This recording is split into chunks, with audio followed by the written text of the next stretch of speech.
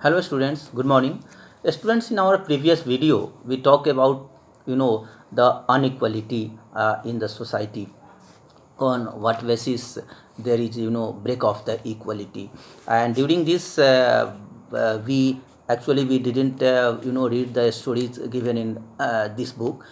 You all were told to read the stories whatever given in this book. So students, there are two stories in this book regarding unequality. One, Balmiki, Balmiki belongs to Dalit caste, and whenever he went to school, he was told to sweep the ground for couple of the day. कैसे वो school जाता है, एक दलित लड़का, और थोड़ा सा गलती होती है उसे तो हेडमास्टर उसे कहते हैं कि तुम सबके सामने बहारते रहो इसको, पूरे ग्राउंड को बहारो और 2 दिन तक बहारो. किस तरह उसके फादर आते हैं और ले जाते हैं उसे. तो ये एक डिस्क्रिमिनिटी दिखाता है, अनइक्वलिटी दिखाता है कि बाकी लड़के पढ़ रहे होते हैं और वो जो है ग्राउंड को साफ कर रहा होता है, और कहा जाता है कि तुम तो पैदा ही लिए हो साफ सफाई करने के लिए. उसी तरह आप देखते हैं दूसरे स्टोरी में आपने देखा कि किस तरह Muslim lady husband wife whenever they went to find out apartment on rent, जब उनको एक रेंट पर चाहिए मकान चाहिए होता है, तो वो जाते हैं और द लैंड लेडी जो थी वो पूछती हैं कि आपका क्या नाम है, तो वो बताते हैं कि मुस्लिम मोहम्मदन समथिंग. तो वो उन्हें देने से इनकार कर जाते हैं, कहते हैं कि no, there are all vegetarian people, none of them is the non-vegetarian. So either you have to change your name, you put Mr. Kumar and something. So these all stories show the discrimination on the basis of religion and caste. To the first story, Balmiki, this shows the inequality on the basis of caste. He belongs to the Dalit, and here in the case of Ansari, this is the discrimination on the basis of religion. So students, now we will have to discuss about equality in Indian democracy. Equality is the key feature of Indian democracy. हमें समानता का अधिकार जो है भारतीय जो प्रजातंत्र में है, लोकतंत्र में है, वो समानता का अधिकार हमारे लोकतंत्र का की फीचर माना जाता है. समानता हर चीज़ में, every people equal before the law. Adult franchise हमने देखा, इसमें आपने देखा किस तरह वोट का देने का अधिकार है. तो इसमें हमें और एक और उदाहरण है जो हम इसमें पढ़ेंगे कि एक तो एडल्ट फ्रेंचाइजी है, एवरीबडी है right to cast his or her vote, and one vote has a equal value. चाहे वो किसी का वोट हो, प्रधानमंत्री का हो, राष्ट्रपति को, सबका वोट का वैल्यू एक होता है. लेकिन दूसरा एग्जाम्पल जो होता है, if you have been asked right another example of equality by the government, तो बच्चों आपका सबसे पहले, सब कोई जानता है, everybody know that in a nowadays in a village the government school क्या होता है कि भोजन की व्यवस्था की जाती है, मिड डे मील किया जाता है. And every people students, you mean every students have his or her midday meal in school. तो इससे फ़ायदा ये गवर्नमेंट का प्लान है. स्टूडेंट्स क्या होते हैं कि there are so many private schools in nowadays in our country is just growing up, and the people just turning their attention from the government school. वो क्या होते हैं कि अपना अटेंशन जो है, अपना ध्यान जो है उस तरफ से कम करके और प्राइवेट स्कूल की तरफ जाते हैं. एक ध्यान होता है कि प्राइवेट स्कूल में अच्छी पढ़ाई होती होगी, बट डिस्क्रिमिनेशन भी बहुत जगह ऐसा होता है. लेकिन वहाँ जो क्या होता है, इक्वलिटी की एक सबसे बड़ा उदाहरण जो होता है वो मिड डे मील. सरकार ने एक मिड डे मील चलाया वहाँ कि दोपहर का भोजन स्कूल में ही होगा. तो स्टूडेंट, सबसे पहले हम जानते हैं कि one of the steps taken by the government includes the mid day meal scheme. तो ये जो होता है, this refers to the programmes introduced in all government schools to improve the elementary educations and provide children with cooked lunch.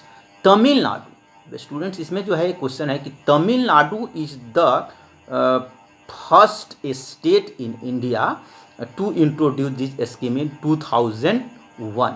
So you remember, whenever you will be asked which states introduce the midday meal scheme in 2001, तो क्या जवाब होगा आपका? तमिलनाडु, ध्यान रखिएगा।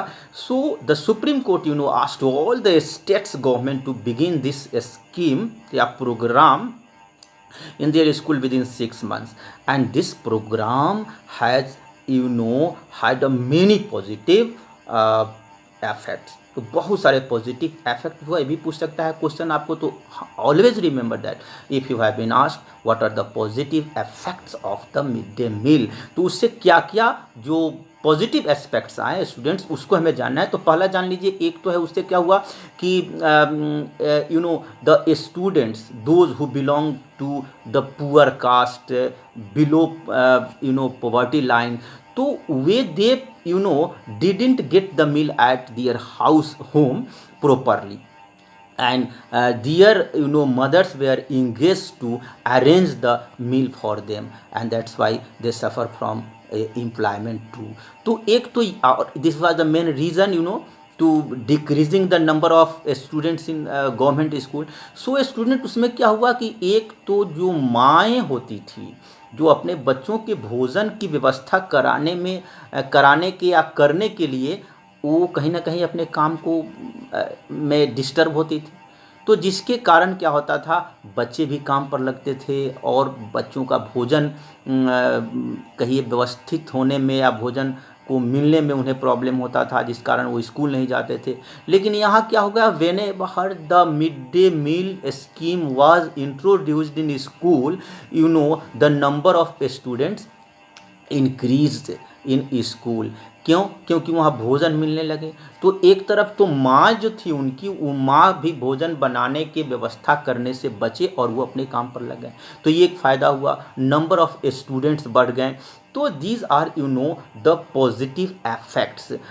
These include the fact that more poor children have began enrolling and regularly attending school, and this program has also helped reduced caste prejudices।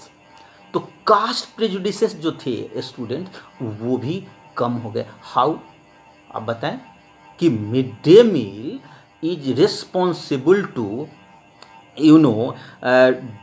Reduce caste prejudices. कैसे?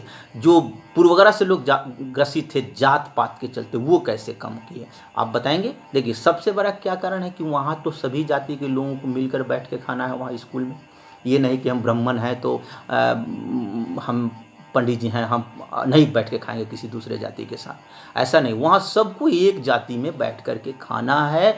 तो ये कास्टिज्म को वहाँ ब्रेक करता है कि नहीं, हम सब लोग एक ही भोजन खाएंगे। और बनाने वाली जो महिलाएं होती थी, वो भी बहुत ऐसे जगह देखेंगे आप, दलित लोग होते हैं, तो उनका हम खाना खाएंगे। तो एक ये हुआ कि चल भाई वो बनाने वाली हैं तो हम खाते हैं, और सभी ब्राह्मण या बाकी के जितने सारे कास्ट के लोग हैं जो हमारे समाज में माने जाते, वो सब के सब एक साथ बैठ के खाते हैं। तो ये एक जो है पॉजिटिव एस्पेक्ट है कि programmes had also helped reduced caste prejudices because both lower and upper caste children in the school eat this meal together. अमीर गरीब सारे लोग और सभी जाति के लोग एक साथ बैठ करके उसमें खाते हैं students. The mid day meal programme also helps reduce the hunger of poor students who often come to school and cannot concentrate because their stomach are empty. आप जानते हैं, कहावत है कि भूखे पेट भजन नहीं होते। आपके पेट भूखे होंगे, आपको भूख लगी होगी तो पढ़ने में ही मन नहीं लगेगा। तो बच्चों, उनको एक तो क्या था कि the poor people didn't concentrate their mind towards study due to their empty stomach. चूँकि खाली पेट था तो उन्हें पढ़ने में भी मन नहीं लगता था।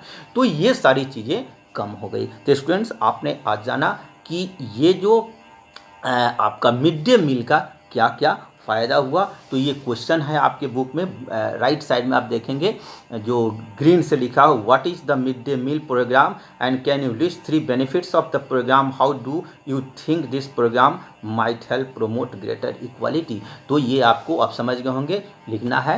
And next day we will discuss the remaining part of this, कि कैसे दलितों के साथ क्या होता है, कैसे आपको अफ्रीकन अमेरिकन के साथ कैसे वो लेडी बैठी होती हैं तो उनके साथ कैसे प्रॉब्लम क्रिएट किया जाता है। और आपको महात्मा गांधी भी आपको जो फर्स्ट क्लास में बैठे होते हैं तो उनके कैसे बैग एंड बैगेज बाहर फेंक दिया जाता है, और वहाँ से सिविल डिसोबीडियंट जो आपका मूवमेंट होता है, सिविल राइट्स मूवमेंट्स होता है, वो हम पढ़ेंगे। उसके बाद 15 आर्टिकल्स के बारे में भी पढ़ेंगे हमारे वीडियो में। वीडियो आप देखिए, लाइक करिए और कमेंट्स डालिए, तभी हम समझेंगे कि आप समझ कितना रहे हैं। Okay, thank you very much.